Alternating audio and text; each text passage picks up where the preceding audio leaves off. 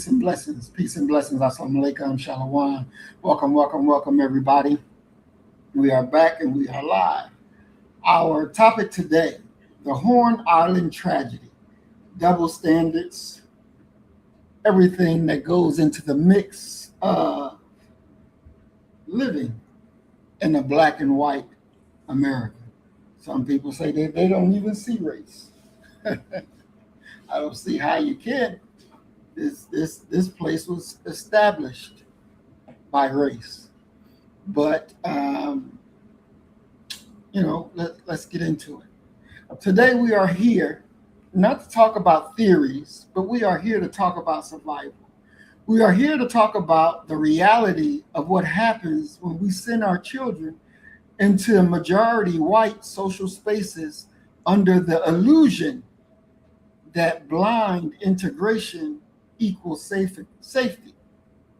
This past July 4th weekend, an 18-year-old black brother named Nolan Xavier Wells, an elite student athlete, wide receiver for Southwest Mississippi Community College, a young man who was in tip-top shape and knew how to swim, went out on a boat trip to Horn Island, Mississippi.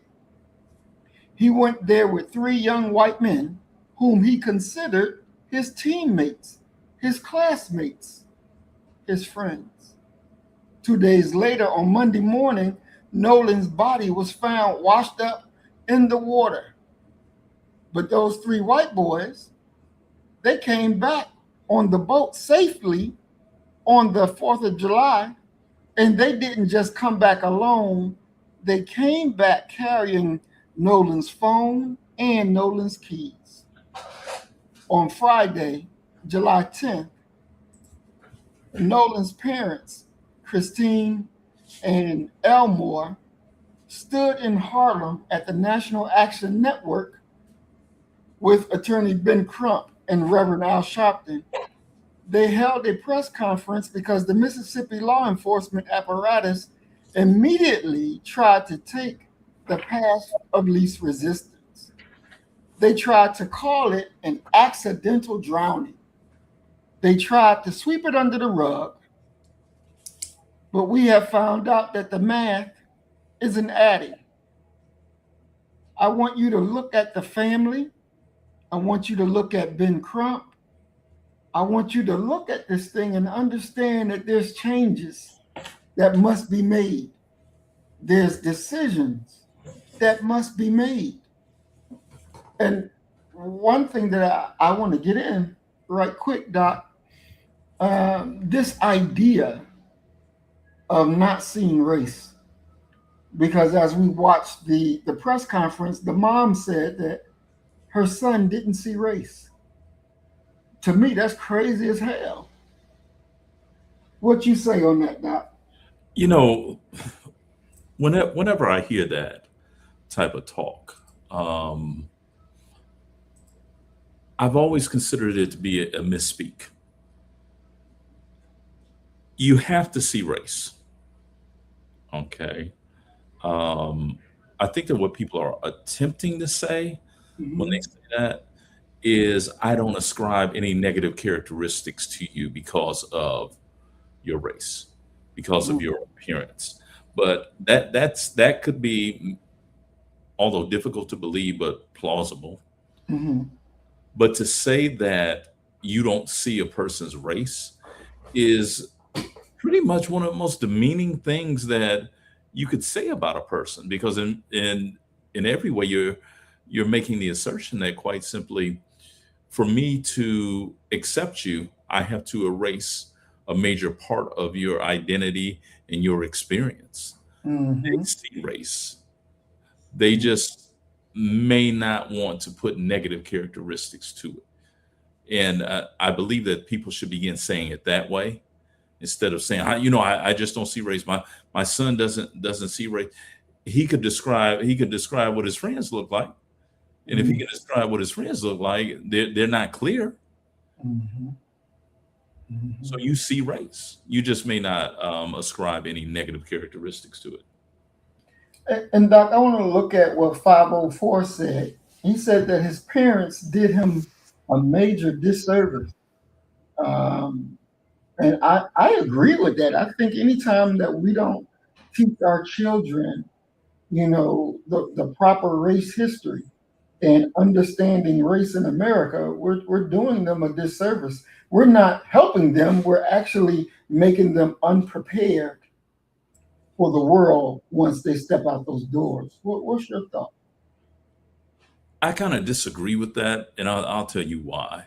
Mhm. For a parent to do a child a disservice, they have to be aware of race and in the history of race in America themselves. So his mother, who I'm pretty sure is biracial, probably has her own dubious constructs about race as it stands. Mhm. And you therefore are going to have a situation that, for lack of a better way to say it, you got the blind leading the blind. In America, race matters. It has Mhm. always mattered. It will always matter. And as a parent, as an adult, how can you have matured or grown in this nation and not see race? This is, in a way, parental neglect, Mhm. but I still would hang my hat on the idea of maybe they really don't know much better than what they're doing. Maybe hard to believe, but maybe that you believe that if you raise your child up in a nation that one of the foundational pillars, a load bearing wall of this nation has always been race and racial conflict, racial animosity. If you don't understand that, I don't even it's too late in the game for you. Mm. I think regardless of what race you are, even we can take for example the what was his name, the brother that got killed by the Chinaman, and he got off, found not guilty. Mhm. He knew what he was dealing with, and in terms of how they speak it, he saw a nigga, and Yeah, a nigga about to steal. yeah. And so I'm about to shoot this nigga and teach these other niggas to not be stealing because niggas steal. And Hmm. and and that's the thought that's in their mind. That goes back to our sister Let from LA, Harley's. Latasha Harlins. But let's Yeah. let's be let's be fair. Unfortunately, with the psychological warfare and damage that Black folk have gone through since 1619, some of us think that way as well. If True, that makes perfect sense, true. some Some of us some think of that us. way as well. True. We can't Because leave that out. you have you have some individuals who are Sambos, who are Hmm. who are Uncle Ruckuses that are in our midst. Hmm. And let's be, it's one of the things that we rarely talk about, but the truth of the matter is that hatred of Black folk, dismissing of Black folk, could very well be the one belief that links more Americans together than any other belief, because Mm. Americans of all races and ethnicities, all socioeconomic statuses, you'll find individuals who revile Black folk listed Hmm. in that number. Mm. And so my thought is this, because I agree with 504. I think the parents did do a misservice, because anytime in America and you don't teach your child about race, they're not sufficiently armed to go out there in that world and deal with race.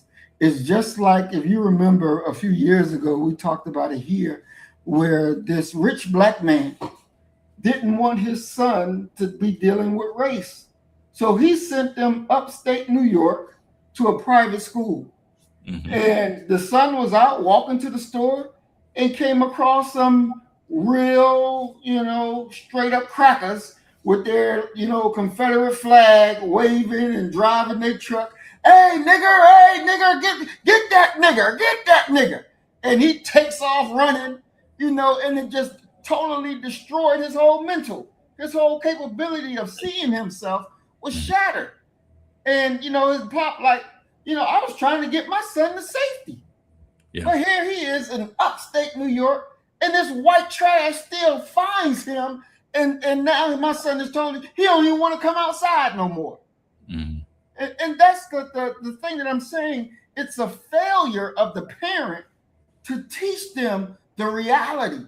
Because even though they want to grow them up and, not seeing race and everybody equal and all that bullshit that don't fucking exist, the reality is wherever you are, there can always be a low bred, low devil cracker out there that's trying to assert his false superiority and crush a black person. Mhm. And so we have to tell our children exactly who they're going to find out there and to be ready for them. I told my children from babies, the white man is the devil, period, point blank. From babies, the white man is the devil. And they understood that. And, I can one day, me and my son was out and we were walking down the street in Nashville, and he nudged me. He was like, "Pop, look at that crazy looking devil over there."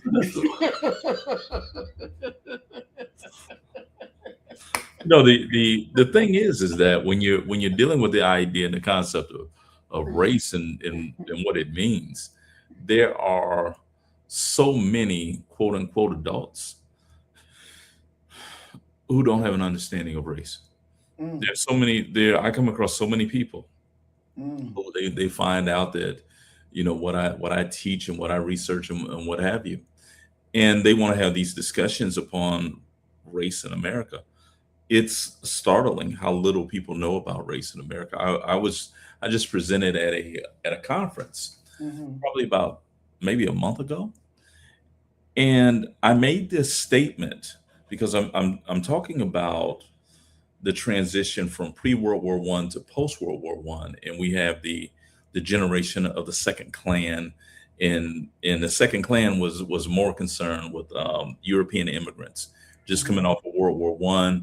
They want America to be isolationist, and you need to become an American, which is basically you need to speak English and accept our worldview if you're ever going to be accepted if you're white skinned.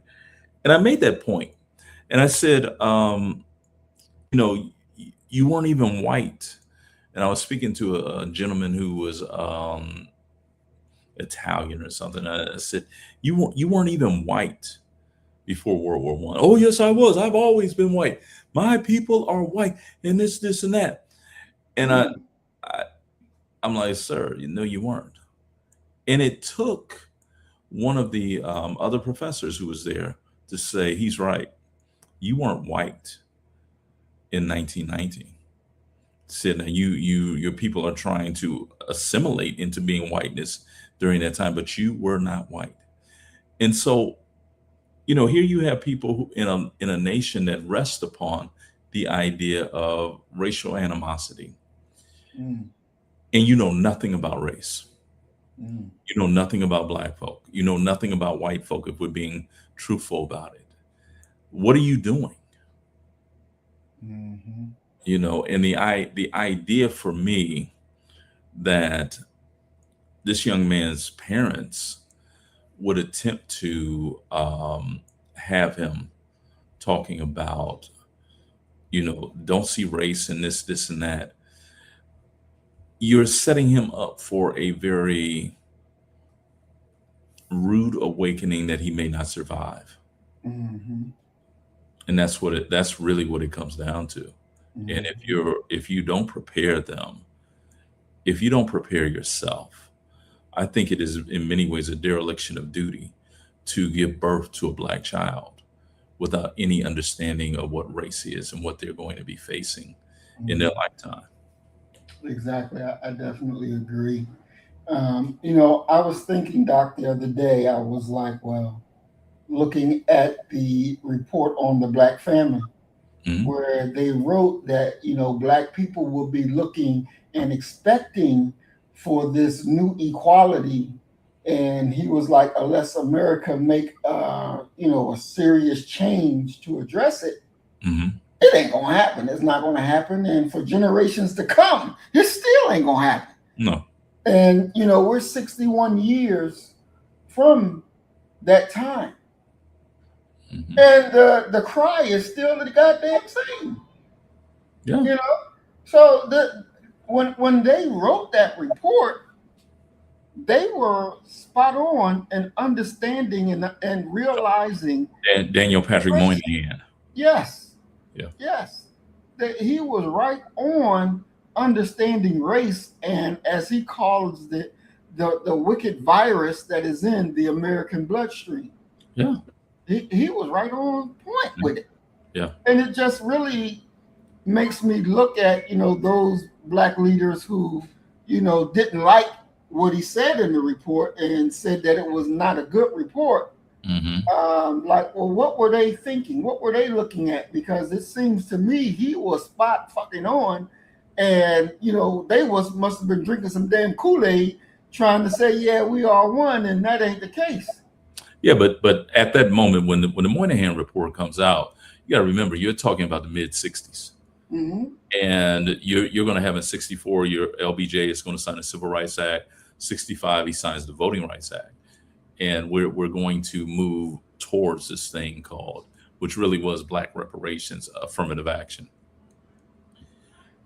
They're being asked to do something, and many Black leaders, if you don't know what the ask or the request was from America, you'll miss why they're saying what they're saying. The ask was, the last thing that we need is patience. You have to give the Civil Rights Act and the Voting Rights Act an opportunity to make an impact in this world. That's what they're talking about. Whereas you have certain leaders like the Reverend Dr. Martin Luther King Jr. King is not for waiting. King tells them, he said, we got to keep going. We got to keep pushing. Same thing with Ella Baker. You got to keep going. You got to keep pushing. You can't let up right now. But many Black leaders, and keep in mind, many of these Black leaders are going to receive some political monetary benefit for telling their people to just wait. That Daniel Patrick Moynihan's report, although it may be accurate as far as a qualitative study, we got to let this thing play out. But Moynihan is perfectly, positively correct.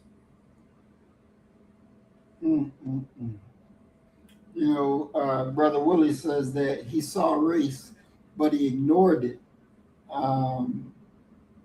That reminds me, it was years ago, I think sometime like maybe 96, 97, Mm-hmm. where 3 U.S. Marines got back and, had a 3-day weekend, and they just wanted to chill, 2 white and 1 black. Okay.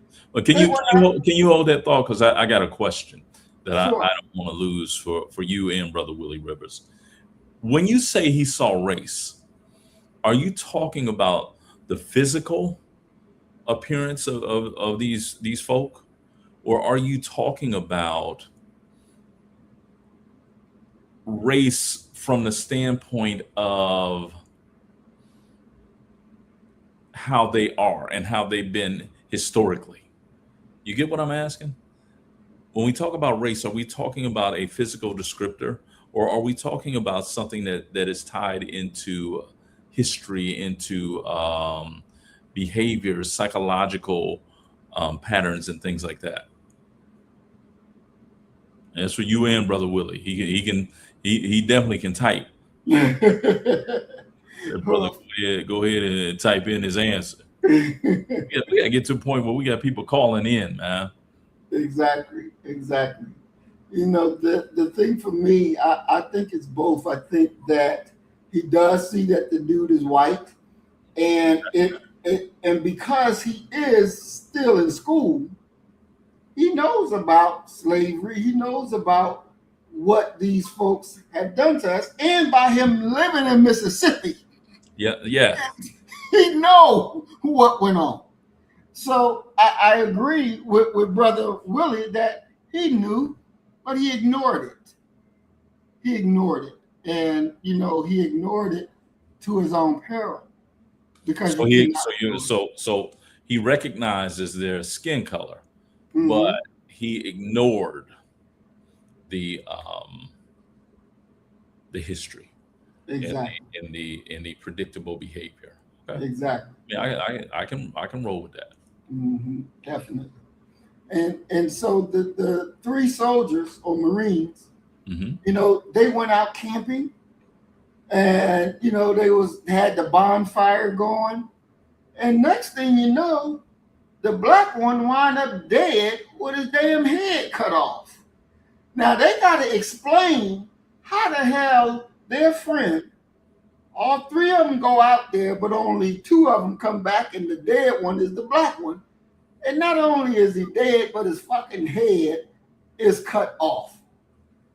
How do they explain what happened? And their theory, their thing is, I don't know what happened. We woke up and it was like that. You don't know how the boy head got chopped off. You don't know how the boy got thrown in the fire. We woke up and this is how it was. So nobody go to jail. Nobody get in trouble because it ain't no witnesses alive to say how his head got chopped off and how he ended up in the fire. But the two white boys going with their life. Black people, they dead. They got another one dead, and they crying because they ignored their most deadliest enemy. And I don't think we have that capacity to continue to ignore it and not deal with not deal with the repercussions of what they ignored. And as we was talking off screen, same thing with the woman down there in Georgia when she decided to go do a sleepover as a grown ass woman with all these white folks. Everybody else wake up fine and living. She in the backyard dead, and nobody don't know what the hell happened. They don't know how she end up dead. This is crazy. This is really crazy. And at some point, we got to be able to wake up and say exactly what it is. Because this ain't like one, two, shit, this is multiple. Well, there should come a moment where self-preservation steps in, Mm-hmm. where your common sense really steps in, and if that doesn't kick in, God help you. God help you. And there is I won't even call it a fine line, but there is something to be said for always being aware of your Mm-hmm. surroundings and what have you. But unfortunately, it appears that our people believe that they can love themselves into spaces where nothing but evil and darkness exist. Mm-hmm. And it ends up biting them in the butt every single time. Mm-hmm. That you can't love your enemy who's trying to put a noose around your neck. And it's deplorable that here you have a young man, another young man, yet another young man who was murdered. Let's Mm-hmm. just call it what it is, murder. Mm-hmm. Definitely, definitely. And so we're going to play the first part of this video and then come back and discuss it. Let's share screen. Whoops.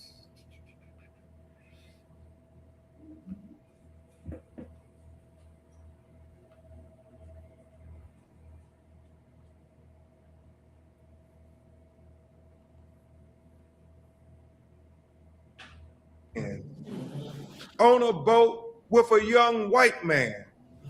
And that young white man ended up dead. What kind of investigation would be being conducted by the Mississippi law enforcement officials? How many times would those 3 young black men be interrogated. So all we're asking is the same consideration you would have given if the roles were reversed. Give that consideration to this family as well. That is our fight. The glaring contradictions just jump out at you. The fact that he is there with his friends, and you look at all the videos, it seems to be he's the only black on the island, or maybe one other, but not many. And so, Jared, you have where a young woman he was talking to says that, well, Nolan said he was going back to get on the boat with the boys. The boys say that Nolan told them he was going to stay and talk to the young woman. It's a contradiction. They're not saying the same thing. One of them is telling the truth, one of them is not. We have to get to the bottom of that. It's important. And then the fact, Reverend Al, that they have this video of an argument that is going on. And you know, thank God, all young people, they have cell phones, and anytime you hear people raising their voice, they start the video. And so you hear on the video, Nolan saying, "Give me my freaking phone. What are you freaking doing?"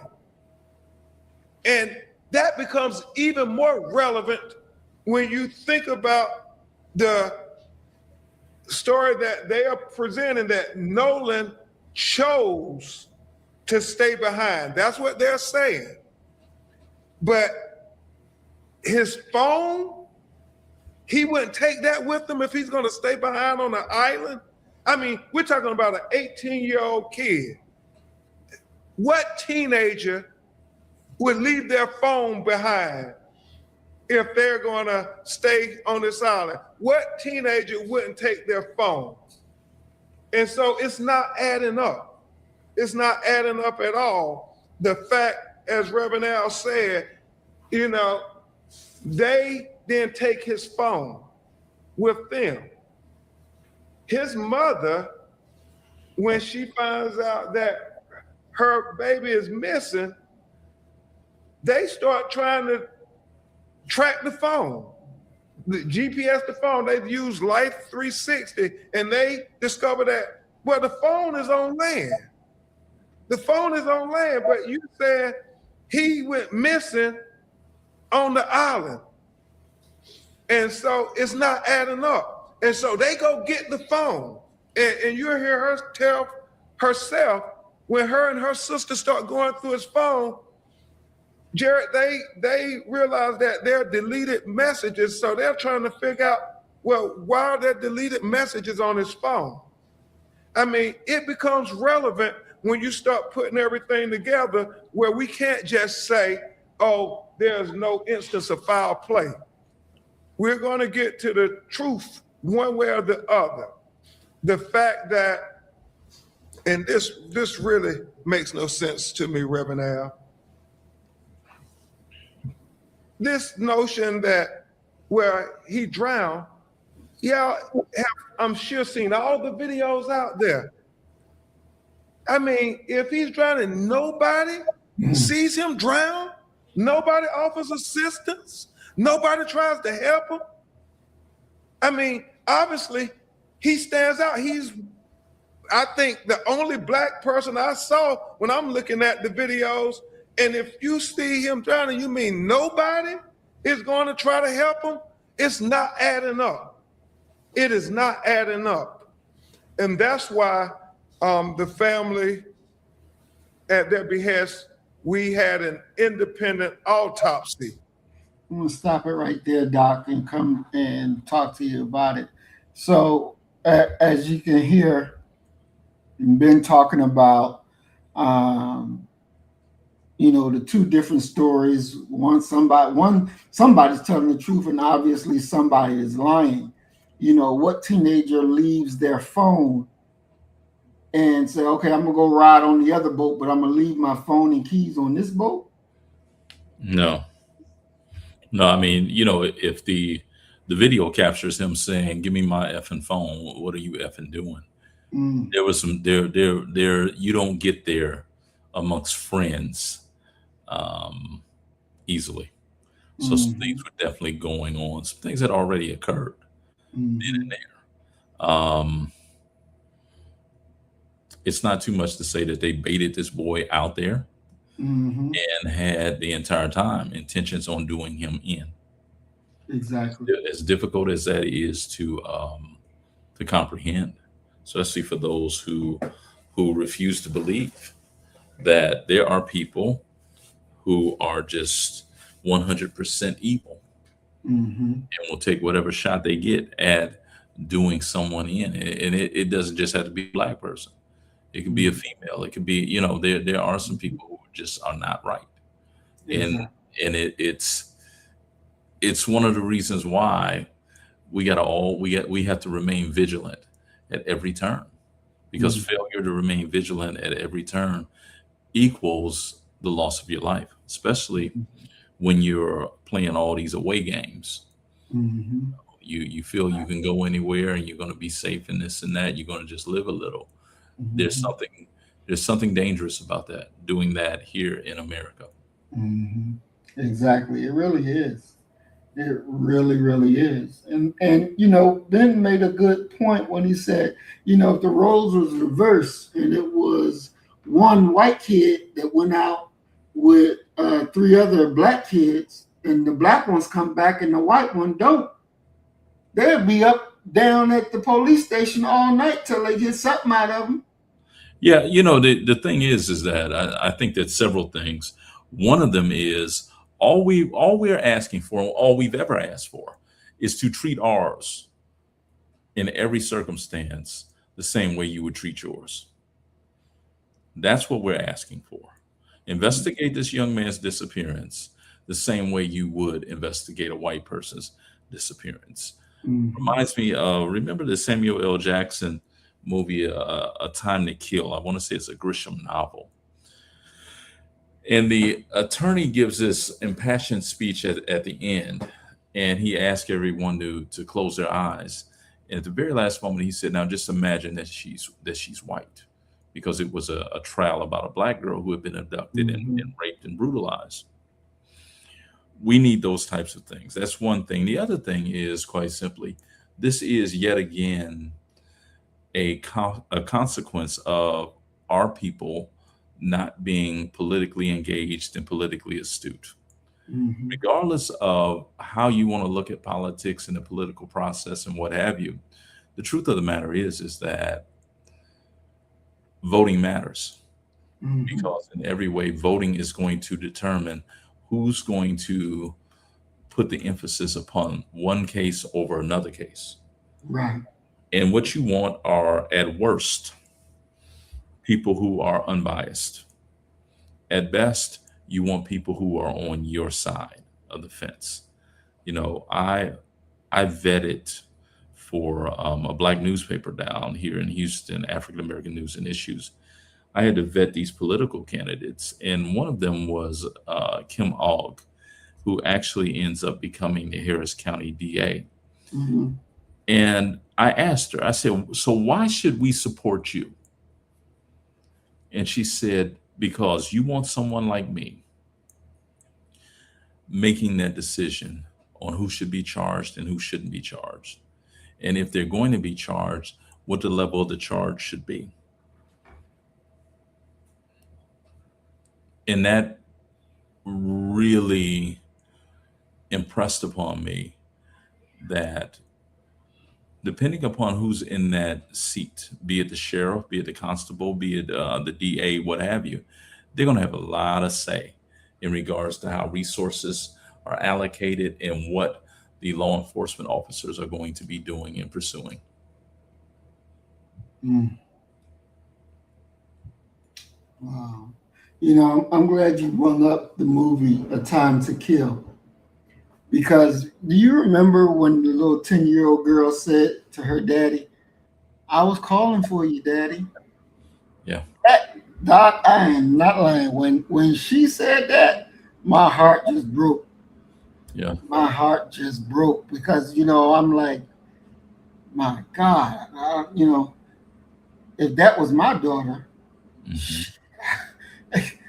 what what old boy did to kill them was justified to the max. I don't know of a dad that would not go out seeking vengeance that very night. Hmm. Because your little 10-year-old daughter said, I was calling for you, Dad, Hmm. but you couldn't hear her. You wasn't there. You wasn't there because she knew you was her protection. Hmm. You know? Boy, that broke me right there, Doc. I ain't gonna lie. I felt that. I felt that. Mm-mm. There, there is things to kill people for, Yes. and Yes. that's definitely one of them. Hmm. That's definitely one of them. Ain't no way in the world. Mm-mm. And I'll tell All you right. that in all likelihood, when those who are incarcerated hear about why you're there, you'll be looked at and viewed differently Mm-hmm. because Definitely. they're gonna understand. Definitely. All right. We're going to play some more this press conference. being performed. Um, and we thank Colin Kaepernick for helping to pay for that independent autopsy. And we thank Tyler Perry for helping to pay for the funeral. Because as Reverend L said, these were just regular parents going about their life. They weren't expecting any of this. And then we're having to try to hire all these experts to be able to go and see if they can retrieve deleted messages. We have to have experts. You'll hear from Attorney Park talk about, where the body was found when it was recovered and how long it took to be recovered. We think all of those are relevant issues to trying to understand what really happened to Nolan Wells. And this independent autopsy is so very important because we had his body flown from Mississippi to Washington, D.C., because his family wanted to make sure that they had a doctor who had no ties to Mississippi law enforcement to do an independent examination of their son's body. And we are hopeful to get that results in the very near future. We were hoping we would have had it today. However, as you all know, here in New York, they canceled all the flights yesterday. And so it took a long time for his body to get to the medical examiner's office in Washington, D.C. But rest assured, as soon as we get those results, we will make them known to you because we believe transparency is very important. We want to lead by example. We want them to be transparent, and we want to be transparent. We know they conducted an autopsy. We are waiting on their results as well. The final thing I will say is this.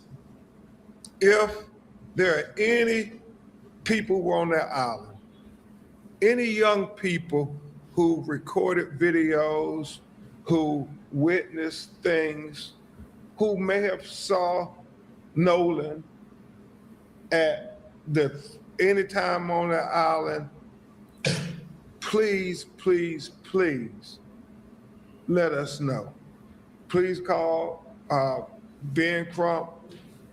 bencrump.com, call the 800 number, just any information. They are desperate. We're in a ferocious pursuit for the truth. And y'all, if it was your child, wouldn't you want everybody who knew something to let you all know? Mhm. this is a hard one, Rhea, because it's so tragic on so many levels. Rhea, before we bring the parents up, why don't we have Attorney Lisa Park, who is helping head up the investigation with our office. My name is Lisa Park. I'm the senior attorney for the Ben Crump Law Office in Atlanta. It is our honor to work with the family to try to find answers in this case. I think that most of you at this point are aware of Ben Crump Law and many of the cases that we represent in this country. Some of these cases you don't know anything about until we get involved and we shed some light and we explain to the media what has happened, and you all let America know what has happened. Mm-hmm. Sometimes cases come and you all already know about it. This is one of those cases. Yeah. I saw this in the news before I got a call from Ben. This was already huge in social media, already out in general media. Why? Why? Because it doesn't take an attorney. It doesn't take a special investigator. It doesn't take someone with extreme training to know right off there's something wrong here. This is, as Ben has put it, not adding up. It is so obvious. There are so many people in this country that go missing, right? Everybody knows this. But this case has captured everybody's attention. Think about why. You know that something is not right. It doesn't take us. It doesn't take the Reverend Al Sharpton, Ben Crump, to tell you and then think, oh, now I know something's wrong. We know something is wrong. Mm-hmm. And for every single person that was in Horn Island, and we know there's about 200 people, there's a lot of people. And we know that Horn Island is a popular place during the holidays. It's a popular place on the weekends. You have to get there by boat. It's the only way to get there. You have to leave by boat. Mm-hmm. It's the only way to leave. So many people out there. If you are watching this, if you see this, and you are struggling about what to say or what to do, you know what the right thing to do is. Mm-hmm. Call Ben Crump Law. There's this thing called the internet. It's very easy to find that number. Call us. We have an entire call center. They're waiting to hear from you. If you didn't go to Horn Island, but you've heard something, because people are talking. They're talking with each other. They may not be calling the police. They may not be calling us. But you heard something. We need to know that. We need to know that. In America today, so many of us, we want to believe that the last several decades, we've made so much progress in our race relations, don't we? We want to believe that, whether you're Black or you're white or you're Asian, that's what we want to believe. We wanted to believe that this past 4th of July when we celebrated 250 years, right? If you want to believe that, you've got to be part of the solution. You've got to be part of that. You have to make it happen.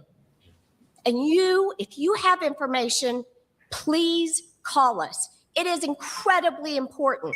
People out there, you have answers. You may not know exactly what your information means, but if you saw something, say something, please. Okay. Anything else about the time? Okay. We'll take it on question and answer. All right, we're going to hear from the parents, and then we'll have Q&A. And what I want is when we go to the media, identify yourself and your outlet so we know who is speaking. And let me say again that we're standing with this family till the very end and make sure we're dealing with justice. Let's first hear from the mother, Christine Wansley. First of all, I want to say thank you, everyone, for being here. This is not how I wanted the world to meet my son, but here we are. So, as you know, I'm Christine Wells Wansley. I am Nolan Wells's mom. And Nolan is the kindest soul. He never met a stranger. He loved everybody. He didn't care if you were black, white, purple, green, looked like a marshmallow. Like, he just wanted everyone to be in peace with one another. He loved life, and God gave him this big heart, which always scared us. Me and his dad had conversations with him all the time, not just about the importance of understanding our history as Black people, but also the importance of how you have to move in certain spaces. And it's not us feeding into racism or the stereotypes that comes with that. Unfortunately, that is just a matter of fact. There have been many cases, many instances that shows it's unfortunately a pattern that he did not like. He did not like that there was so much division, and I think that's why God gave him us. He was really a peacemaker. He wanted, like I said, everyone to be included. He never wanted to leave anyone out. He just, even at a young age, I don't know, how old was he? 18. No, not 18. When he was a baby, he did little dance. So his father and I were having a moment, and as couples do, and even in that moment, he runs in the room with his diaper on, of course, and he starts dancing because it was like he could feel the tension. He could feel that something wasn't right. So he was just a special kid. Like, he was a special kid, but again, just heart was so big. And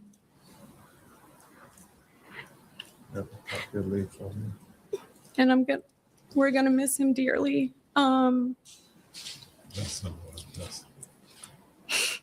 But we are grateful, especially to our friend Tashima, who actually was one of the people who helped us that night. She went and picked up his cell phone from where it was, and then provided that to us, because we of course contacted authorities to figure out who to do the report with, whether it was the county or the city, which then turned into DMR, who I contacted immediately from there. But Tell them how you got the cell phone. so our friend actually, when I called her, Nolan is best friends with her two sons, Jalen and Javon. When I called her, I said, Tashima, have you seen Nolan? He's missing. No one has seen him. No one has talked to him. The boys were actually with her sons. So they opened up their Snapchat, because a lot of the kids do have their locations where they're tracking one another. So one of the boys says, well, it's showing that, I can't exactly remember what his location was showing, but my Life 360 location was showing something completely different. It was actually showing that his phone was like he was on land. And so we ended up, she received the phone from that parent, And then we met up where his car was, which was at a separate location. There were issues obtaining the key, but even so, there was just a lot of. Tell them about what happened with the keys. So I'm going to let my husband tell you about that, because he actually went up to the door to get the key, because at that point, I was just not in my right mind. This has just been an awful situation, just terrible. Elmore Wansley, the father. Okay, so the situation with the key. When we got to the house, a few of his friends, they were already there, and they were at the door in the house, asking questions. So when I walked up, they were getting, things were getting kind of tense. So I turned to them and told them, I need you guys to calm down. I don't do this to me right now. I need them to kind of trust me so they can give me something. So I was able to calm them down. So the guy, he's in one of the pictures, but he came out of the room, half asleep or whatever, I think Jack's or whatever. And I said, look, I'm Nolan's father. I'm here to get his keys so I can get his car. I said, he's like, his car was in the yard. His car's parked in the yard. So he was like, I don't know, man. Nolan's like my brother. I said, well, if Nolan was like your brother, would you please go in your room and see if you can find my son's keys so I can take his car home? He walks off, 2 or 3 minutes, come back. I can't find the keys. I said, okay. So at that point, I get the boys and I get to move them out the house because I didn't want them to go into the house and start tearing up these people's houses because then there would be a whole nother situation. So walk outside by the car. One of the guys that was in the house with us, he was on the phone with a girl, and the girl told him that Nolan's keys were on top of this Jack's guy's Xbox in the house because apparently she was there with him earlier. So he goes back up to the door by himself, and 5 minutes later, the keys come out. So now I feel like you done lied to me. So now I'm really like in distress with you. But as far as the night goes, if I knew anyone who had a boat, I would have went out that night looking for my son. We tried, but I don't have friends with boats. But if I knew someone with one, I would have went out that night. And this so happened that his coach saw all the stuff on Facebook that next morning and called and contacted me at like 5 a.m, asked me, did we want to go out? And I told him yes. So within an hour, he was at the dock. We met him and we went out. We docked the boat, got out the boat, walked on the island, walked a pretty nice stretch, came back, got back on the boat, went around the island, looked, came back around, and where we went to, that's where apparently they say that his body floated up. I don't know a lot about water currents over there, but I would think that we would have saw his body. Mm-hmm. And on the trip there was a family that stayed a night on the island, like actually tented out on the island. So if he was left, he would have saw that family on the island, and there was 2 other boats docked, so he would have had help. So I don't know. I don't know. I think we stayed there for like an hour and a half. That's when Jackson County and the sheriff department showed up, and they were going to do their rounds. And I had a classmate of mine, him and his 2 boys, they came out and they searched, and then they got back in touch with me and said the Coast Guard had finally showed up in airplanes. So what is so critical, what Elmore is saying is they went out on Sunday, and the tide, if it brought his body up, he went missing on July 4th, as they say. His body should have been there on July 5th. Why would it not appear to July 6th? And that's one of those things that's just not adding up. And the fact that if he stayed behind on the island, there were boats there, there were people, somebody had to see something. That's why it's not adding up. And that's what they're saying. It's just not adding up. Yes. And if he was there 2 days, somebody on the island would be able to verify that. 2 days and nobody's come forward and said, no, he was with us, or no, we saw him. It just does not make sense. Make it make sense. Just I want to stop it right there for a little bit. So, Doc, in my estimation, I don't think she's mixed, and I don't think he's mixed either. I think they're both 100% black. You heard her give her part. You heard him give his part. What's your thoughts on that? You know, the thought is once again that we have to be vigilant around the clock in regards to the company we keep, where we're going. You almost can never let your guard down. You know, there are so many questions and issues and what ifs. Why was he there? You get what I'm saying? Right. Why, you know, in hindsight, you know, we have 2020, there's just so many things, you know, and it's such a very uncertain age to be 18, 19 years old, where on the one hand, you're getting a chance to stretch your legs, so to speak, and live some of life, yet at the exact same time, you're showing your novice understanding of the world. And that's, you know, so many questions. And the truth of the matter is that if they don't have someone who is on his side inside those law enforcement agencies, who basically say, no, we getting ready to put everybody in separate rooms and we getting ready to have a conversation for 3-4 days. Unless you have that, you're at such a disadvantage. And unless someone gets develops a conscience about this black boy, you'll never figure out what happened to him. And in many ways, you're fortunate that you have the body, because there are some black bodies that were never recovered and never will be. Mm-hmm. True. You know, Doc, when we look at the history, I guess the historical framework of this dual justice system, would you call it a dual justice system, one for whites and one for blacks? Would you call it that, or what would you phrase it up to be?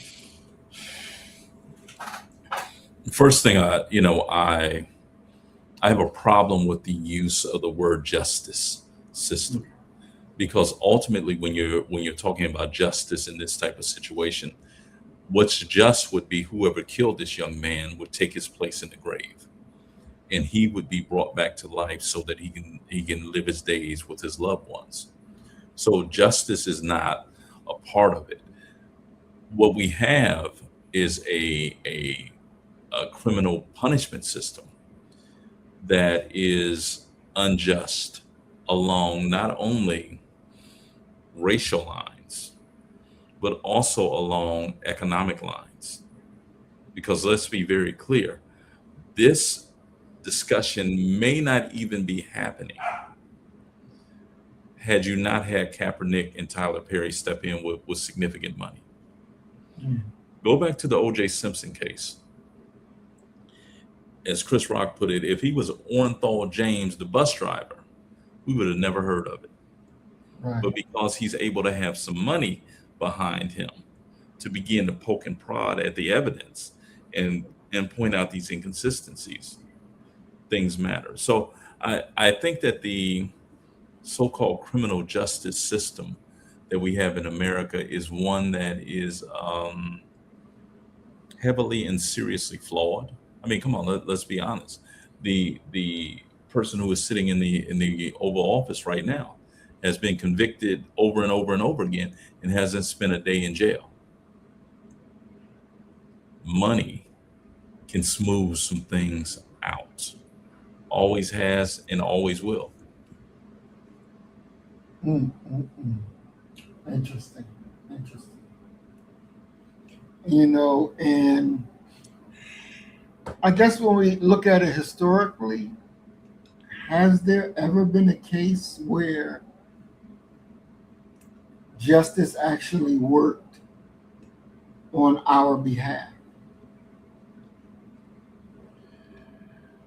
Uh, I'm sure that there have been cases, and there's a part of me that, and it's the sinister devil part of me that says the OJ case, because the OJ case was really the first time in my lifetime that white folk were allowed to really taste the bitterness of disappointment when you know in your heart of hearts what occurred, and a jury comes back and says, "Nah, that ain't what happened."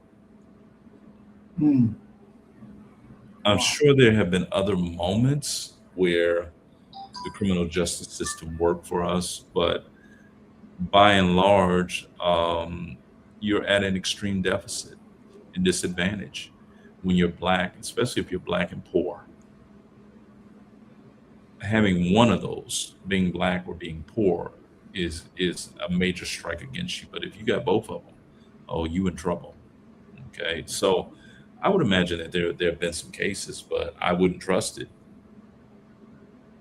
Mm, mm, mm. Wow. Wow. And so, Doc, and I agree with you 1,000%. You know, wouldn't trust it. But this really gets to the point that, you know, continually we have to rely on our own independent, our private resources, you Sir. know, just to get the basic things done, you know, honest forensic investigation. Hmm.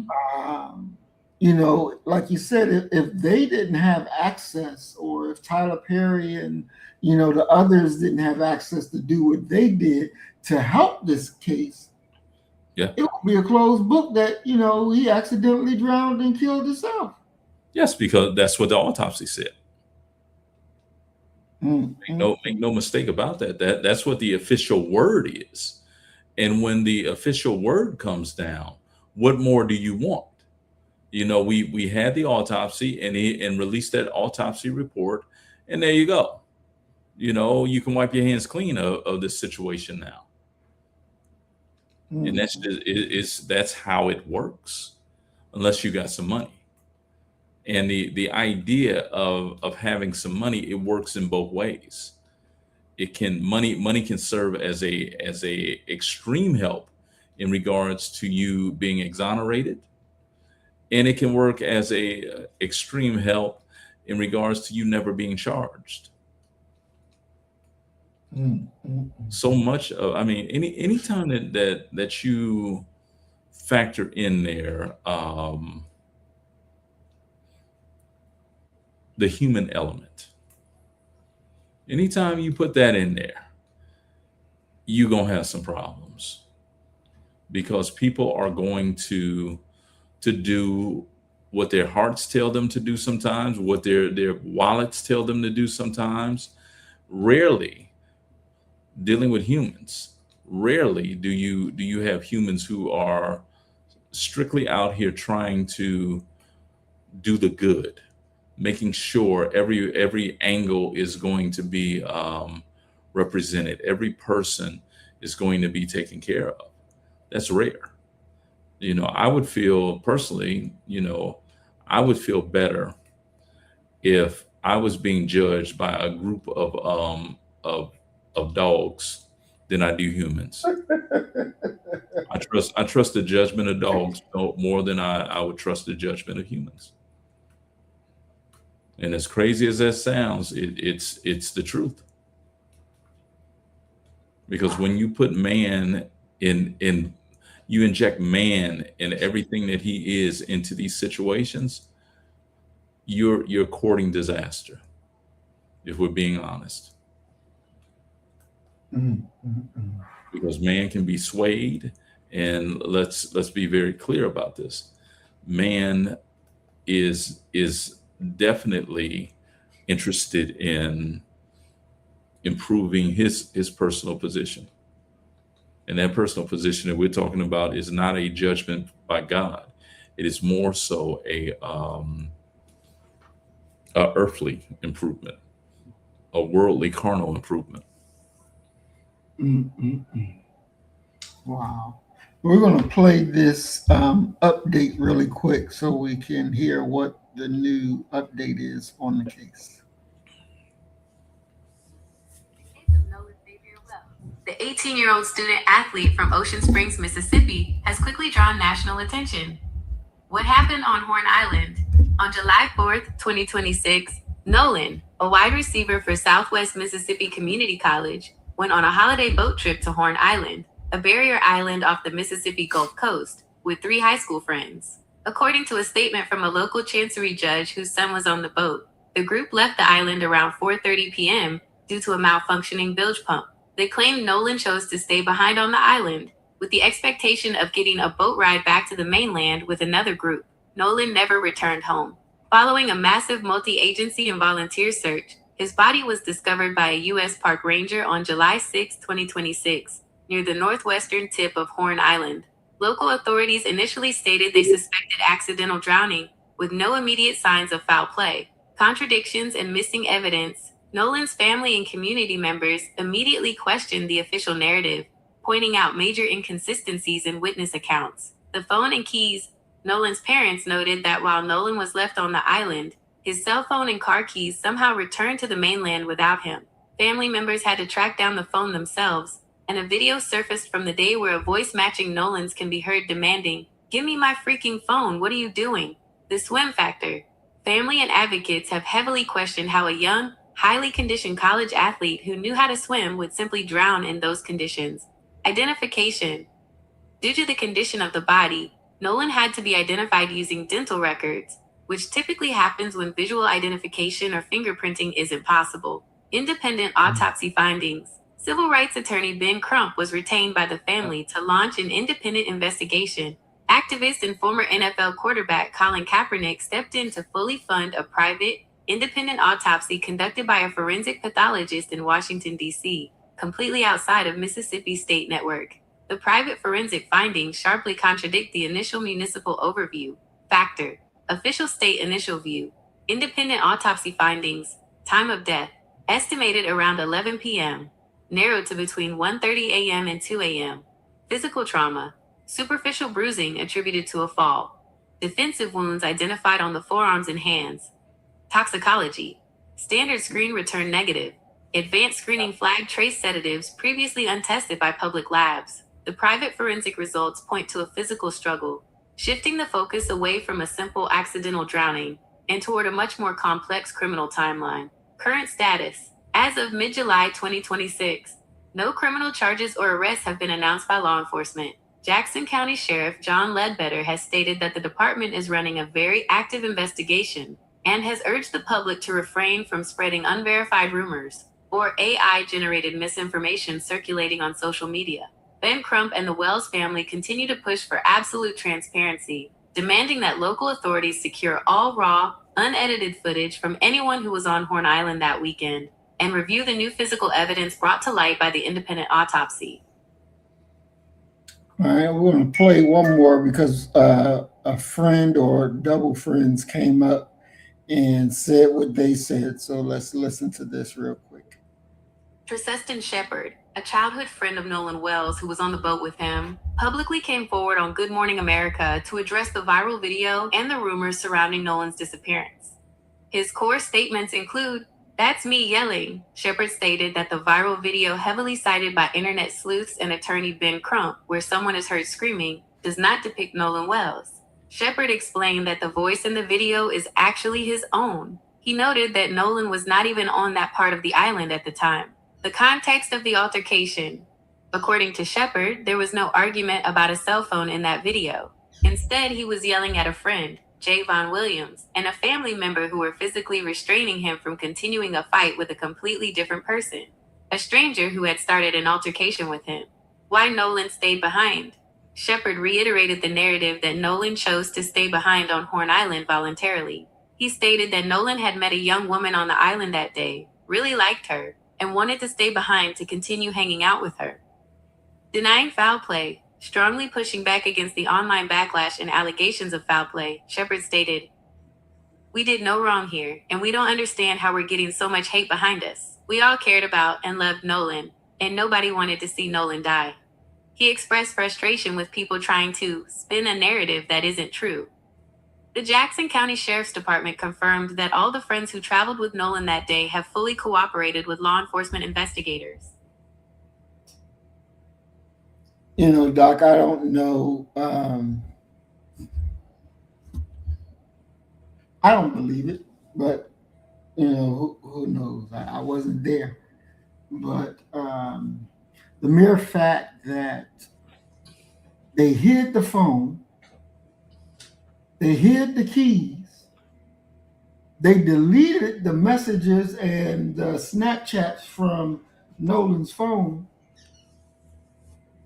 Why would you do that if, you know, he just left and, you know, trying to chase some girl? Why would you do those things then? To me, that just doesn't make sense. There's something nefarious going on here. They're not innocent. They're not innocent. Innocent people don't do those things. And, you know, to use your term, let's be fair. Let's be fair. You, his friend, you got his phone and his keys. Wouldn't the first thing you be doing when you got back to shore is call his mama and say, "We got his stuff"? She shouldn't have to hunt you down to give him his stuff back.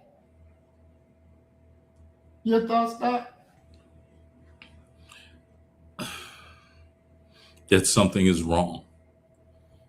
And it's, you know, there's a part of me that can view it from the standpoint of, okay, he chose to remain on that island because they're saying that 1 o'clock was when he was killed. Right. Let's go with that strain of thought that he stayed on that island and they left him there and they went, which is plausible if he wanted to stay on the island and I'll just get a ride with somebody else. But why do you have his phone then? Mm-hmm. That's the thing. Did he ask you to take his phone? And if he did, why would he ask you to take his phone? Mm-hmm. Which is just strange to me. Very. Okay.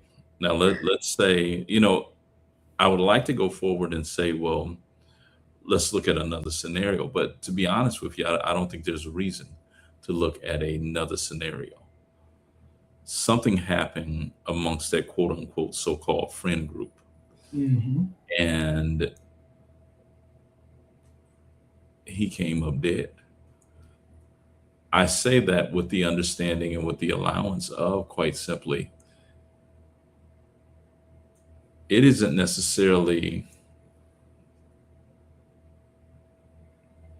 the only scenario that all the friends knew what happened to him.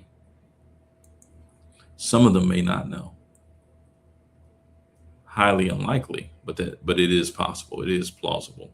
Mm-hmm. But for them to have his phone, not to give his phone up, not to tell his parents, yo, he stayed over on the island then. Those are all issues. Mm-hmm. And what you need is a great interrogator, a sheriff or some law enforcement who get them boys in there right now Mm-hmm. and berate them until somebody breaks. And Exactly. somebody will break Exactly. if you put enough pressure on them. Mm-hmm. And Doc, to go back to the forensic report, you know, the state said that he has superficial bruising attributed to a fall, but the private report said defensive wounds identified on the forearms and hands. So, you know, he was fighting back. Mm-hmm. He was fighting back. He no fall and just fall and drown. No, he was fighting back. That reminds me of what was the brother name that was in Atlanta and was running through the neighborhood and the white boys was chasing him? Was jogging. Yeah, he was jogging. I don't remember his name, but I know exactly who you're talking about. And so, he was fighting, and, you see them with the gun, yet he's still fighting, trying, to save his life. And, they shot him and killed him. But he went out as a fighter. There's a lot to say about that when a person go out fighting than going out saying, fuck it, go ahead and do what you need to do. Yeah. I'm just really upset that our brother is dead, and it may be that no one ever gets charged with a crime, and unfortunately that's a reality in America. Yes. And so it goes. Ahmaud Arbery. Yes, brother Ahmaud Arbery. Exactly. And it says a double downing of you have to teach your children what's what. Well, I think that you do your best to teach them what's what. And it's kind of like teaching them to ride a bike. Until you're comfortable that they understand what it is that you're actually talking about, you don't take the training wheels off. You keep your hand on them and you tell them, no, you're not doing that. Right. No. Now they're gonna complain and all of that, scream and holler. But the larger issue of saving your life is what I'm more concerned with than anything else. Definitely. What do you thought, Doc? Because we can remember Mom was saying how he loved everybody. He wanted everybody to be included. He wanted everybody to this, everybody to do that. Just because we want that, Yes, doesn't mean that's the real reality, and it doesn't mean that you can create that reality. Yeah, I mean, the thing is that he's from just hearing that statement, he's empathetic, wants everyone to get along, but he does not understand that just because you treat someone decently does not mean that they're going to respond in kind to what it is that you're doing. Those are two very different concepts, and the recognition of that in your child should in every way change the programming that you have for him. Because if you don't teach him or lessons surrounding that of how to lessen that part of him so that it doesn't endanger his life, you've done a disservice to him. Exactly. And Doc, this great push that your president and people of his ilk is working on to rewrite history, to not say that slavery was a bad thing and such, to cover up. I told you about the Texas textbook that they said that black folk had it easier than white folk. Right. Of slavery because they were allowed to walk around naked. Exactly. Trying to cover up their crimes, supposedly to save their children from having to pay the price. Well, from embarrassment, developing some psychological issues of being ashamed of themselves and their past. It's all BS, all of it. Because at the exact same time, John Henry Clark said this to Cornel West that Ohio State during a debate they had. He said, Dr. Clark tells Wes, he said, you wouldn't say that to a Jew. Mm. And that's kind of my whole thing with how they deal with us. You wouldn't say that to a Jew. Ain't no way you would say that to a Jew. Go tell a Jew that they shouldn't be teaching their own history in a yeshiva. See what they tell you. Right. See what occurs. Mm-hmm. You know, it's only Black folk who will allow what has been historically proven to be one of their most significant enemies to come into their places of learning and not only teach their children, but take over. That's right. And put themselves in a situation where now they're dictating what your children read and what have you. And to take it a step further, they're going to dictate who's allowed to even talk to them. Mm-hmm. If you don't meet their criteria, and that's not just degree wise, that's ideologically. No, you can't talk to these children. And these are Black children. Exactly. And, you know, it's like the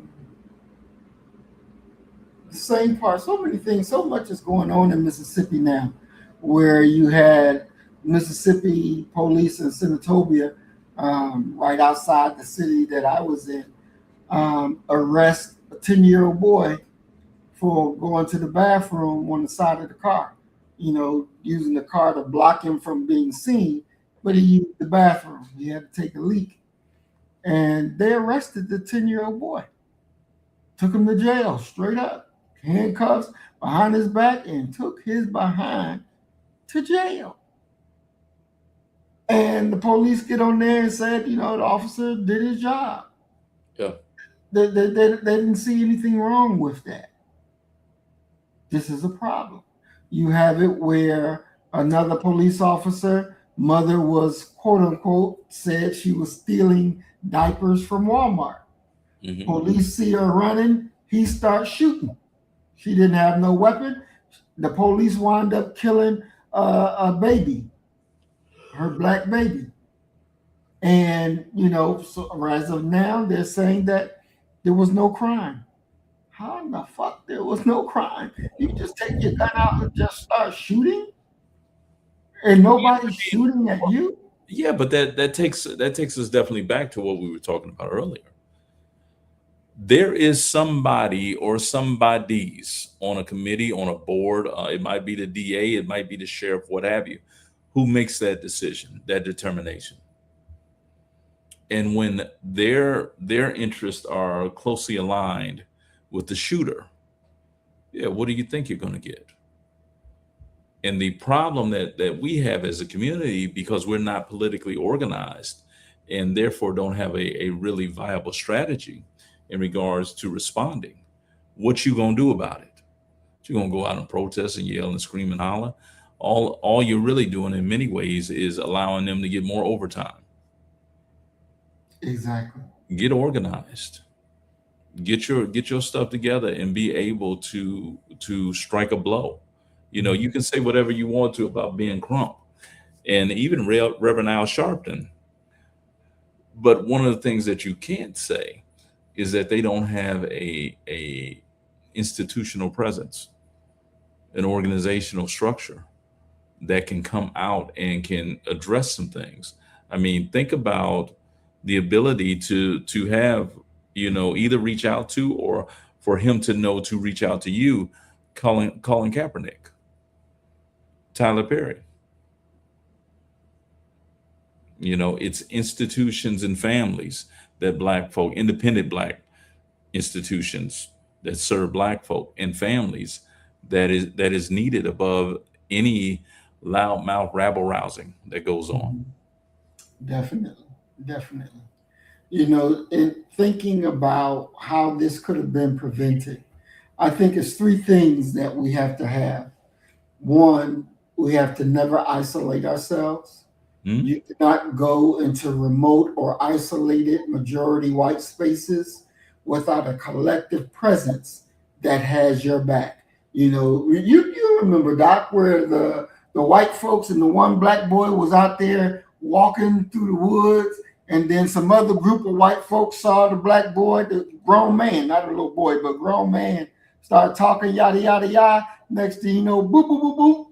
The grown man got his ass whooped and he crying. You remember that, right? No. No, you don't remember. Oh my God, Doc, come on. This wasn't too long ago. They were walking in the woods. Man, I'll be out in the woods. I got no. I have no interest whatsoever. You know, what was it? You know, a Bigfoot or something involved in the story or something? No, I don't remember that.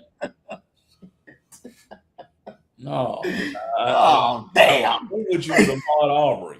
Talking about the brother that was out in the woods running and whooping ass and all that. I don't remember that. There are far too many racial incidents for me to be able to sit up and tell you, yeah, I remember that. I don't remember that one. Let me see if I can. I'm gonna search for it real quick. Let's see if I can pull it up. But we talked about that one. He was walking in the woods with his white friends. Him and his white friends. His white friends watched him get his ass whooped. Yeah, I remember that. Yeah. I remember that. I'm sorry about that. I do remember that. Yeah. But see, you know, my thing is, and you know, as an avid watcher of The Wire, I'm always reminded of Avon Barksdale talking to Stringer Bell. Is yeah. See, that's what you get for playing them away games. You know, this idea of playing away games is an issue, a major issue. You know, you can't look here, man. You can't be playing too many away games. Because when you're playing away games, bad things tend to happen. Period. You know? Exactly. And so this black guy, he was in what was this? Because they was trying to lynch his ass. Booker Lake in Monroe in 2020, a black man was walking in a wooded area with his white friends and was attacked by a group of white men who pinned him to a tree and threatened to get a noose. Yeah, I remember that. And so it's like, no matter whether you're male, you're a target. You're female, you're a target. You're young, you're a target. You're old, you're a target. And what does all the targets have in common? They're black skin. And who was the aggressors? Those of white skin. Yeah, but you know, the thing for me is white America has not been very honest about the presence and the existence and really the creation of virulent white racists. That these are the children under the stairs who have been fed racism and hatred from birth, and one could almost argue and say that it's been written into their DNA. They mean you no good. Exactly. and they never will. There is no redemption process for such people. Let's just be honest about that. You're not going to redeem them. You're not going to get them to a point where they look at you as a brother or what have you. No, hell no. You know, in the foolishness that leads so many people to believing that, oh yeah, you know, well, you know, the scales from his eyes have fallen down and now he sees the error of his ways. Don't trust that. Don't trust that. And, you know, like we were talking before the show began, that they had these videos of white folk who are talking about this very issue. And the tone and tenor of what they're actually saying is, what is it going to take for Black people to understand that there are some white folk out here who hate you, okay, and want to see you dead. And the historical record has proven to you over and over and over again, if you want to read it and accept it, that there is a segment of white America, I'm not going to say all white folk, but there is a segment of white America who cannot stand to even know that you exist. And until you get to a point where you understand that you're able to adopt the Maya Angelou position. I think it was Maya Angelou. If it wasn't her, it's Toni Morrison that said quite simply, when people show you who they are, believe them. I don't even add believe them the first time, believe them.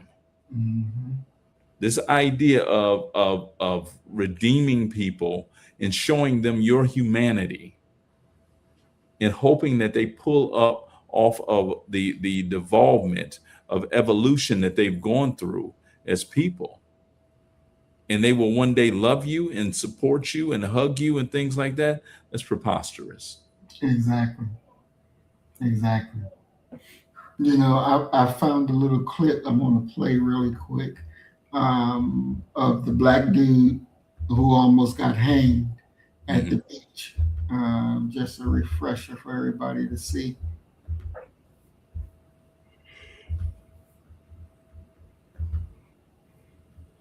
I learned through the Let him go, please. Let him go. Please let him go.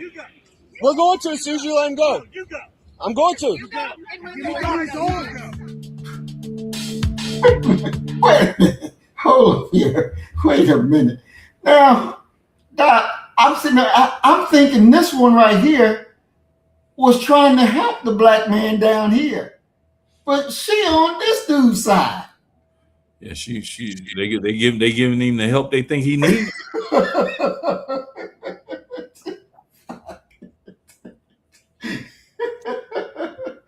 Wow. Wow. Boy, down there in Indiana. We're going to as soon as you let him go. I'm going to.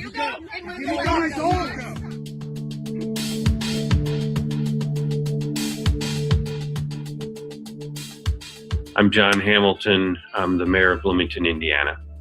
Sunday night, I saw videos on social media that showed a member of my community, somebody I know, experiencing just horrific violence, attacks, terrifying to watch, no doubt 100 times worse to be in, terrible racial epithets, conflict, really angering me, also infuriating me. I learned through the video and then subsequent activities that there had been a conflict not in my city, but near my city at a lake in a state-controlled area of this kind of awful racial hatred erupting. That's what you get. I do know Vox Booker. I've been mayor for 5 years, and I've probably known him for 5 years, and he's been a very active member of the community. I care a great deal, and I want to help my residents have justice. And of course, we want to stop this kind of thing from ever happening. It's a terrible reminder that racism, we're a very progressive city, democratic city, progressive, liberal. We believe in inclusion, but in our community, we know we have hate incidents every year. We know there's racism in our community and around our community, and we can't pretend that's not the case. I don't know what would have happened in the woods around Lake Monroe if there hadn't been other individuals there, if there hadn't been a video taken. We pray that any terrible episode, horrific interaction like this ends at least with as little violence as possible. There was obviously violence, but I don't know what would have happened. He'd have been a dead ass. That's what would have happened. They'd have killed his butt. Yeah, I mean, the thing is that they know that these people exist. It's just what it is. They exist. And to come on national TV and act like, well, I didn't know that this is okay. In the city area, because the numbers are not right. they usually don't act that way. But if they catch your black self somewhere that they deem that you ain't supposed to be, it's gonna be a whole nother story. Exactly. A whole nother story. And you know, Doc, from your perspective, the history of sundown towns. Can you go into that for us? We got a sundown town. We got a couple sundown towns here in Texas, of course. You know, well, I mean, a sundown town is principally the theory behind it is that all black folk have to be non-residents, and they have to be out of the city proper by the time that the sun goes down. And if they're not, they're going to be dealt with. You know, the city that I'm thinking about right now is actually right on the I-10 corridor, Vidor, Texas. Vidor, you know, the legend is Vidor went a long time where they didn't have a single black resident in their entire city. And when they had forced the last black family to leave out of Vidor, the city threw a parade to celebrate that moment.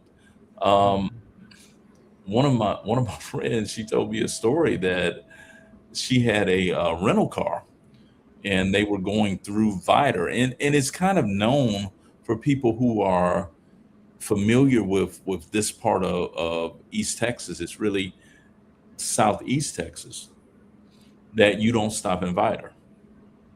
You know, if you need gas, you better get gas before you get there. Okay. Because there are people who, and I mean, you think about the level of hatred that one would have to have motivating them.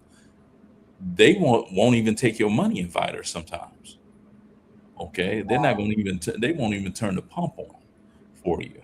And so she's there with her niece, who was a young girl, a little child. And she said, lo and behold, we go out, they go into the gas station, use the restroom or what have you, make a gas purchase, and lo and behold, the car won't start. She said, so now we're stuck at this pump. And she went on to tell me, she said, thank God that the white woman who was working there had a heart, because she came out and she got him. She said, listen, come on inside, and hit him in the back office. She said, it is not safe for y'all to just be sitting here at this pump waiting on the whatever company they had rented a car from to bring another car. She said, it is not safe. So y'all come in. So the idea of a sundown town, they're in many ways towns that are, for all intents and purposes, 60 and beyond years behind the times. You know, the town that is right near the university that I work at, okay, Hempstead. If you go into the Hempstead courthouse, and you ever seen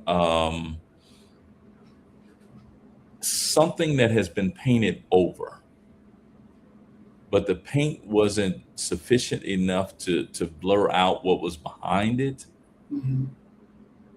If you go to the courthouse, you go down to the basement, go to the restroom area, you'll see white only and black and colored still on the wall. What? If you look at it, yeah, it's and it's they tried to cover it up, tried to paint over it or what have you. It's still there. You can still see it. Wow, that's crazy. Yeah, there's some places that you don't want to be caught there, and that's just, it's just what it is. So in this modern context, that Vidor is still a sundown town? Yes. I went through Vidor on my birthday. I was on my way over there to to Lake Charles, trying to see if I could turn a 15 cent into $1 at the casino. You know, I was like, yo, I'm on my way. Went up in there, man. Look here, man. The game I always played, Easy Rider, Uh-huh. and I could ride Easy Rider to a win. You know, I Mm. won 18 grand off of Easy Rider once, 13 another time, 9 another time. Ooh. You know, I was winning so much. I knew I know how the game go. I do. I had my own system down. I counted in batches of 20. I had did my research. They told me that for every 20 spins, 3 of them gonna be winners. If I got to about 15, now it ain't nothing hit. So I got 3 coming over the next 5. I'm betting big then.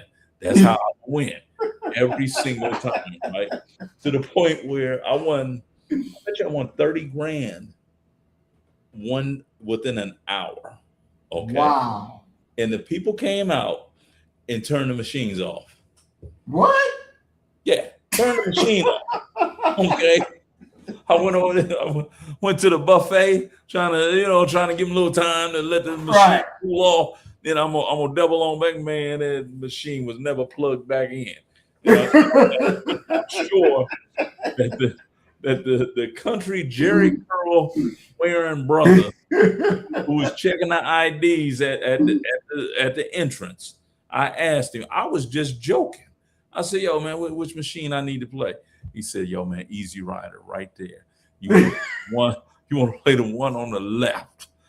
I'll be damned if that ain't the one that I won on. Wow. So I'm sure he ain't employed there no more either.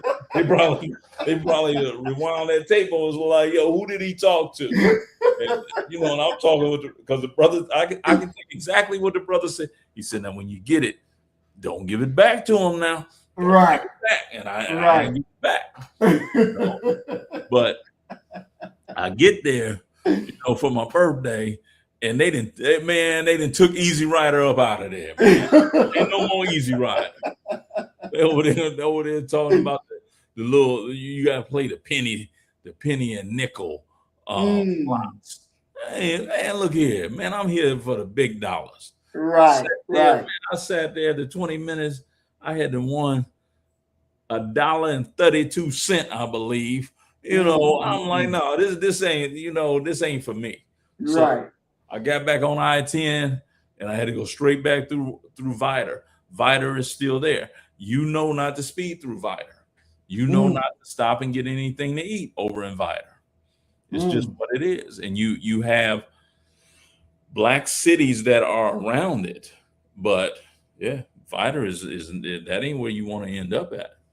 Vider and what was the what's the other city that where they drug Bird, James Bird? That's in Texas as well. So nah, man, you mess around. It's some sundown towns around here, and you'll be shocked to find how docile and defeated the black folk are who live there. I got turned around in Mississippi, and look here. I heard an old white dude say something to a brother who looked like he should have been playing defensive end for the Eagles. I thought that brother was gonna tear that gas station apart. He said, "Look at here. Is you gonna listen to what I'm saying or what that nigga over there told you?" What? I was like, oh. Wow. It's time to go. Okay. And that big strapping brother put his head down and said, yes, what you say? What? I said, oh no, I got to go. Yeah. He said, yes, what you said. Ain't no way. Brother Willie said it was Jasper, Texas. Okay, yeah, that's where they drug James Bird. And and you know what the ironic thing is that, and this ties into hearing the mayor talk, in that last clip. Right. At the time that James Bird was killed, Jasper had a black mayor. Really? Yes. Wow. He had a black mayor. They had a black mayor at that time. Yeah. So you think about that dynamic, that there is an element, and come on, let's be honest. You see that element in regards to the MAGA movement. Individuals who are extremely poorly educated, damn near inbred, have very little intelligence between them, but they fervently believe what they believe. And they believe that they're superior to black folk, and they've been taught these very different and weird things about black people that sort of supports that erroneous notion. Exactly. They're not dealing in the same world that we are, a world of reality. They just aren't. And they stand on that square. And I mean, when you really think about it, if you've been taught that black folk are worthless and that they've never achieved anything or contributed anything to society, you'll rest well if you take one or two of them out. Wow. We're going to go look at this short clip from the minister and see what he has to say. Share screen.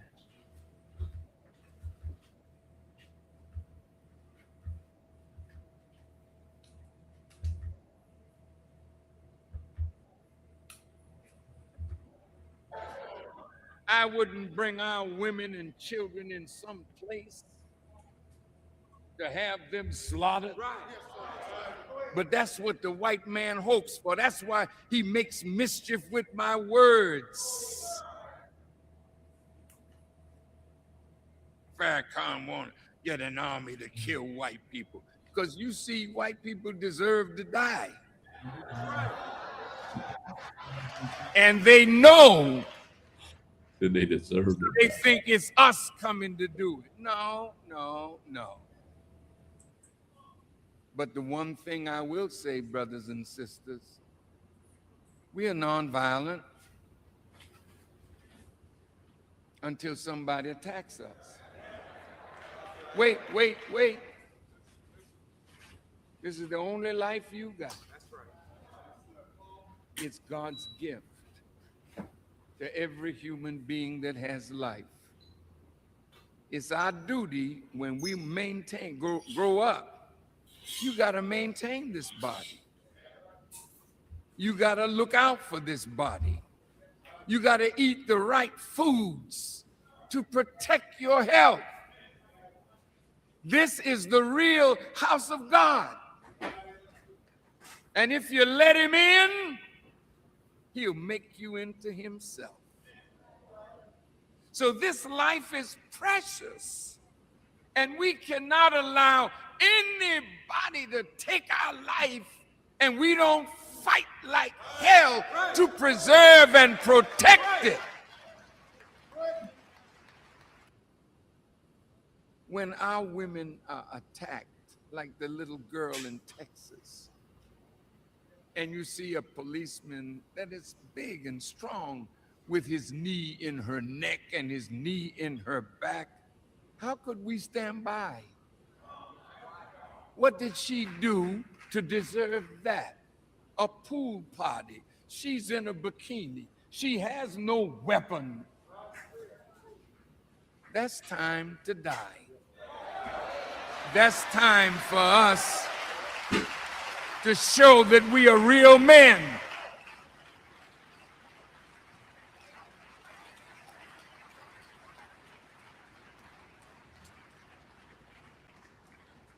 And then if you tell that man, get up off that woman, you don't handle my daughter like that. He pulls his gun, threatens your life. You don't have no weapon. Then either you die or he does. There's nothing wrong with that. God is not angry with you if you defend the life that he gave you. God is with you when somebody aggresses you and you fight in his name. That's why we say Allahu Akbar. God is great. We have no weapon. We bother nobody.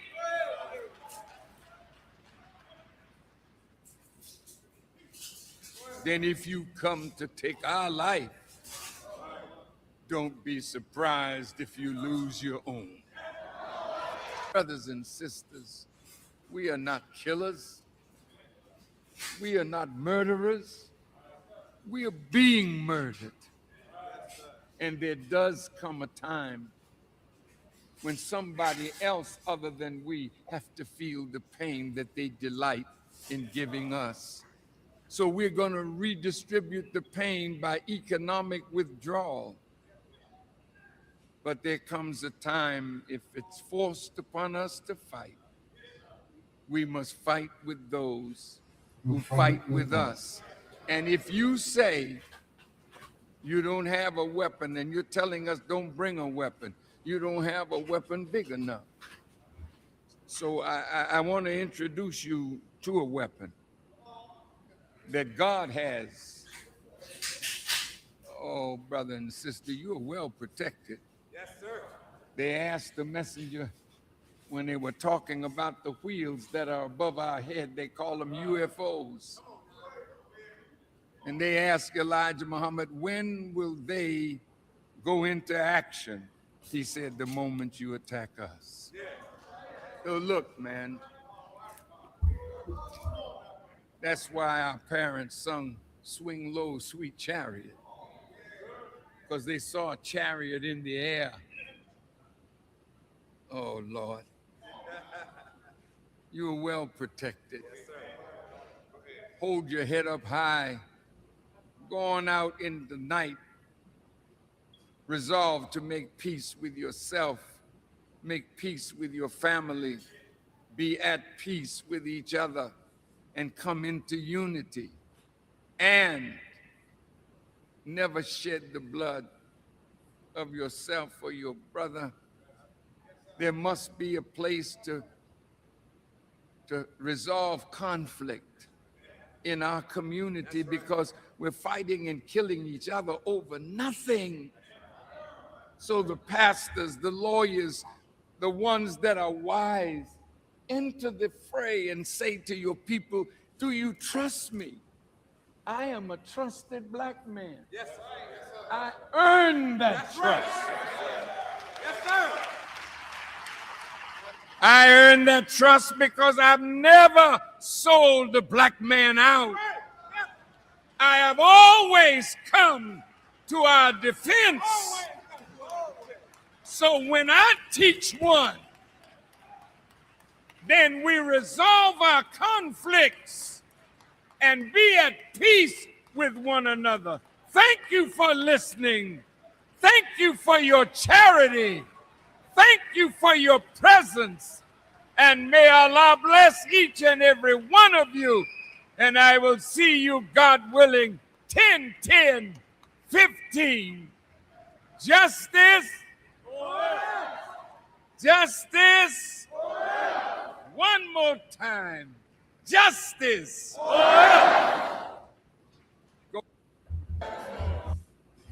All right, there we have the Honorable Minister Louis Farrakhan, and he was talking about white people deserve to die. They deserve to die. And I have no problem with that whatsoever. You know, a lot of the quote unquote good white folks, they'll have problems with that.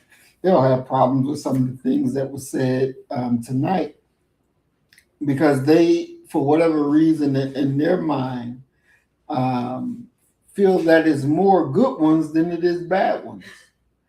And to me, it seems just the opposite. I think there's more bad ones than there are good ones. And, you know, Muhammad Ali gave a good example. He says if 10,000 rattlesnakes is mixed up with 10 garden snakes, and they all trying to come through the door, he said, I'm going to shut the door and keep them all out, because I ain't got time to try to differentiate. This one is safe. Let me pull this one in. This one is safe. It's just best to shut the door, you know. And for whatever reason, white people don't seem to understand that. I don't know how to make it any plainer than he made it. And when we look at the racial conflict, the racial construct here in America, it makes much sense to me. What's your thoughts? You got to unmute, Doc. You on mute. The thing for me is this. It is, the ball is in their court in regards to proving to us that they're not a rattlesnake. And not only is the ball in their court in regards to them proving to us that they're not a rattlesnake, they need to prove to each other that they're not rattlesnakes. You know, I remember a moment where there was I was at a conference, and I'm speaking with a former colleague that I hadn't seen in quite a while, and we've never had any problems at all between us, you know, and I could truthfully say to you that he's one of the few historians that I worked with that, you know, and I'll take that back. The people, except for one or two that I've worked with as historians, they've all been good guys. Every last one of them. I don't have anything bad to say about any of them. And it's black and white, to be honest with you. But we're at this conference, and he's talking with a historian who's an older guy. And when I say older, I'm talking about he's in his 80s. He's on the decline, and actually he didn't live a year after this incident that I'm talking about. He's old, to the point where he would roll up on you and would ask you, when are you going to bring his goddamn books back? You know, you need to bring my goddamn books back, and blah, blah, blah. And these are people who swear, I ain't never borrowed no book from this fool at all.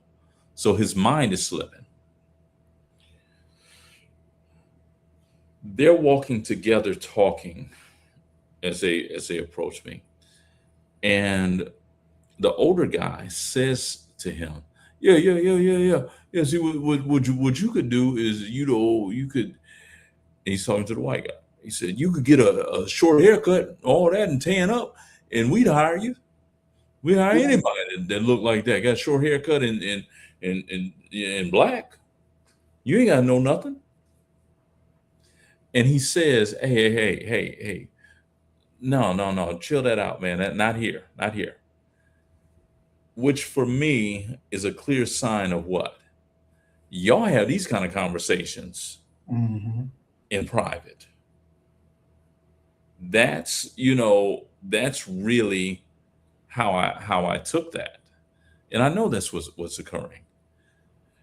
They have to shun that element within their community, number one. They know who they are. They know what they do behind closed doors. They know what they say. Okay. They know the actions that they've taken. I look at them as being no different from, and I try to be consistent. I don't see them as any different than black folk who have criminals and drug dealers and women beaters sitting around their table every Thanksgiving. You know who they are. You know what they do. And you accept them because you're familiar with them, or you're blood related to them, or what have you. It's on them to prove that they're different, not on us to filter through and get 1,000 bites, poisonous bites and cuts, trying to see if you poisonous or not. That's not on us. And the historical record that we have as a people, let's be very clear about this. We're humans. We should have some semblance of intelligence. And a part of that intelligence is learning from your history, learning from your past. And the way that race has played out for us here in this nation, we can't just go around willy-nilly trusting. And as you've seen from what we started off with the young man being killed, he trusted. unnecessarily. There's no reason for him to be that trusting and that loving and all of that. You know, you got to learn. You got to learn this late in the game to not know, and really to not want to know as well. Hmm. Exactly.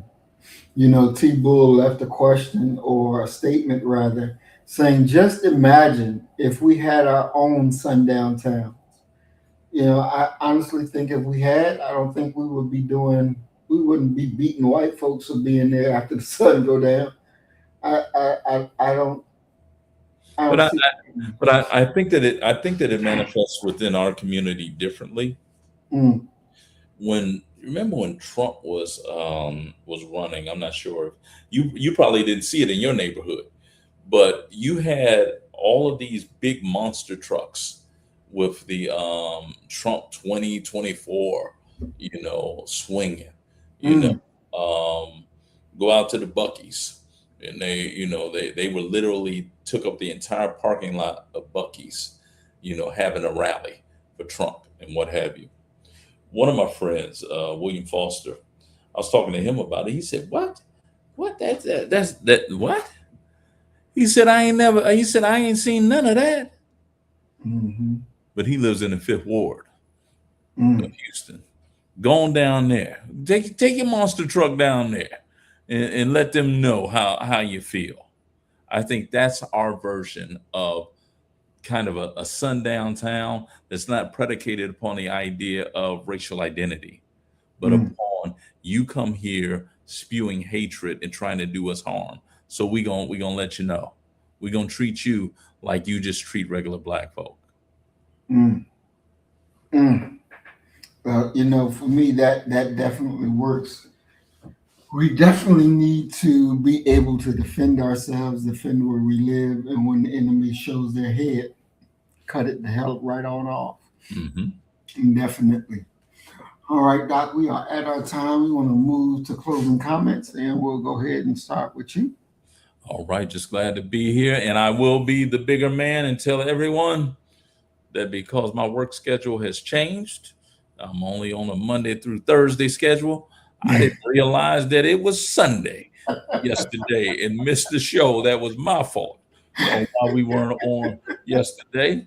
I have it's been proven time and time again that I am a worker. I'm from working class labor people, and we don't look here. We know that it's only 2 days off and then it's Sunday. Not when you ain't got to work on Friday. So Saturday was Sunday for me, and Sunday was Monday. So I got confused, people. All right, but peace and love, everybody. Glad to be here. Definitely, definitely, definitely.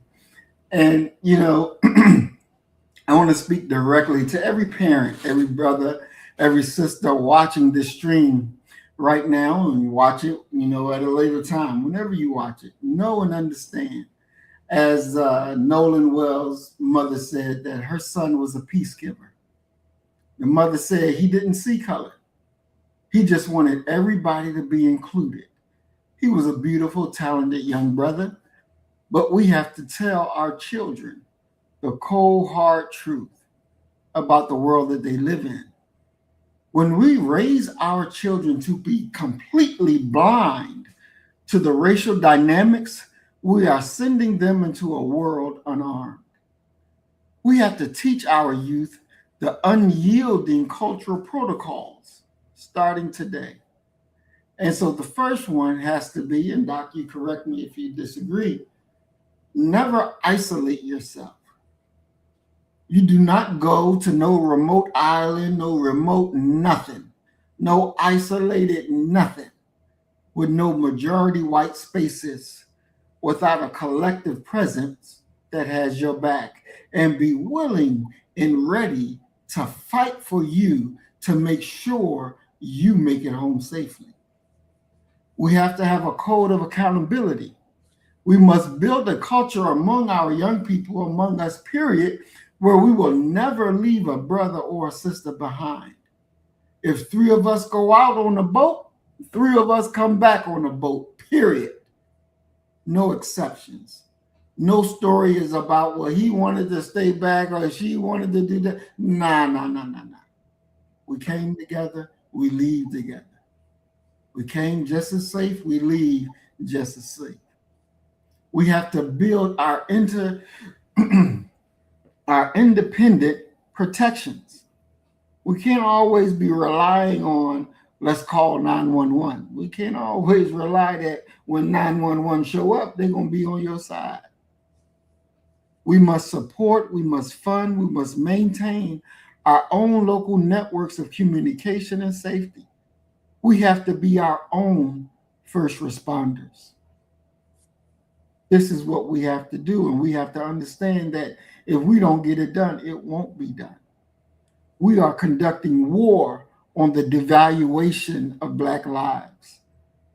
We do that by valuing our lives enough to protect them ourselves. Nolan's family is fighting for the truth in Mississippi. And we are going to stand with them from Philadelphia to the rest of the world because they deserve that much.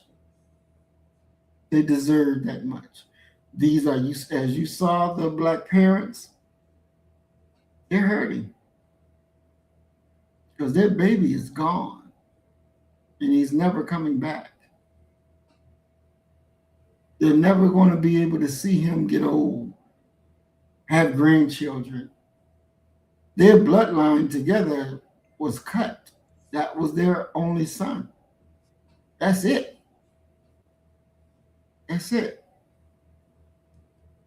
And that's a sad reality. But that is the reality. And we have the power to change it. But we have to be men, we have to be women, and we have to be determined to say, not again, and mean it. You know, this is one thing about them damn fake Jews. They say no more, and they mean that. They mean it. They mean it. Never again. They mean it. Exactly. I respect that because they ain't afraid to handle business. They are not afraid to handle business. You know, Doc, when I learned that they had their little secret kill groups going out killing people that they discovered was Nazis, even here in America, killing them, I was like, damn, I like that. I respect that. They're saying, yeah, even though that condition ain't still going, but you still committed a crime and you're going to pay for what you did. Yes. Yes. I ain't got a problem with that. I ain't got a problem. See, scared niggas can never think like that. They won't think like that. But see, that's what our enemies understand. Mm-hmm. A lot of times, Doc, I think, you know, our nature is used against ourselves because we're such a peaceful, loving people, you know, want to get along with everybody. God damn, you want to get along with the devil himself. But that's just not going to work. So as we always say, we thank you all for coming out. We thank Brother Willie. We thank Brother 504. We thank Brother T. Bull for participating in the chat. We thank y'all for hanging with us for these 2 hours as we go over this program and more coming up. But as tonight we say, you kill the nigga in you, I'm going to kill the nigga in me, and our God will reign supreme.